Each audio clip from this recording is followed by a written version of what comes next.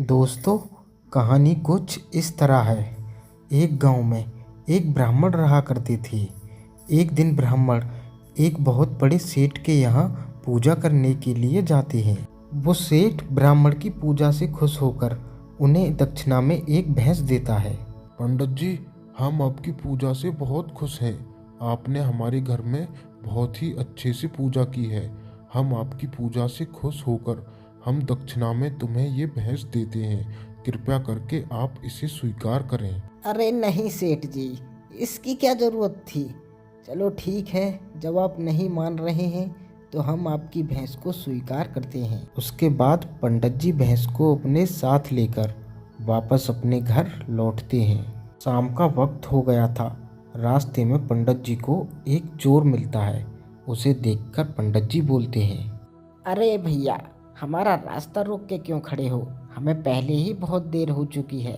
चलो हमें रास्ता दो। अरे वाह पंडित, लगता है आज तो दक्षिणा में भैंस मिली है।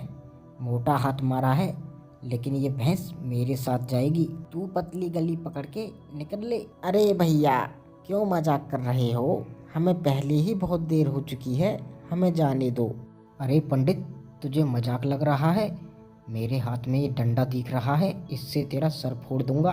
मैं एक चोर हूँ। अरे देखो भाई, आप जो कर रहे हो ये बहुत ही गलत है।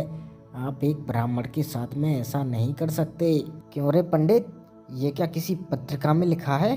फिर पंडित जी सोचते हैं, ये चोर तो बहुत ही हठी है। ये ऐसे नहीं मानेगा। ये मेरी भैंस छीन कर ही मानेगा।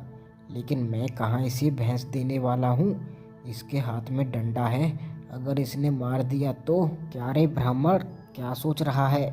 बहुत देर हो गई, अपनी जान बचाकर यहाँ से भाग ले और ये भैंस मेरे हवाले कर दे। मैं ये सोच रहा था कि अगर तुम मुझसे भैंस चुरा लोगे तो तुम्हें बहुत बड़ा पाप लगेगा, क्योंकि मैं एक ब्राह्मण हूँ। हाँ, अगर बदले में मुझे तुम कुछ दो तो ठीक रहेगा। अरे पर मेरे पास तुझे देने के लिए धरा ही क्या है? हाँ वो तो है, लेकिन मेरे पास एक उपाय है।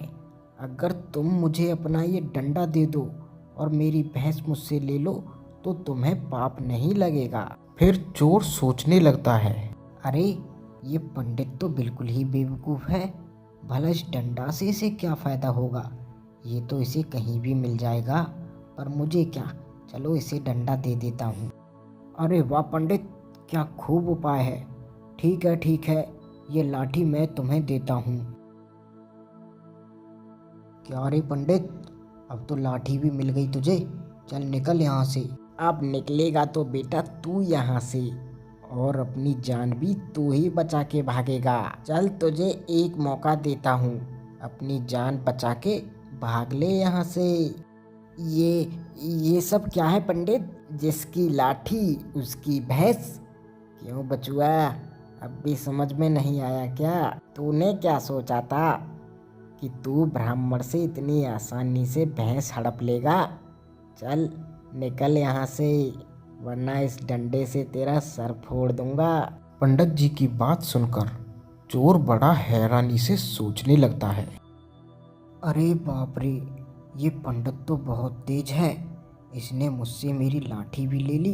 लगता है मुझे यहाँ से चुपचाप चले जाना चाहिए, कहीं ये पंडित सचमुच मेरा सर ना फोड़ दे। उसके बाद वो चोर चुपचाप वहां से भाग जाता है। उसके बाद ब्राह्मण बोलता है, अरे बचुआ, भागता कहाँ है? ये भैंस तो लेता जा। अब क्यों लेगा? क्योंकि मेरे पास लाठी है। इसी को कहते हैं जिसकी लाठी उसकी भैंस।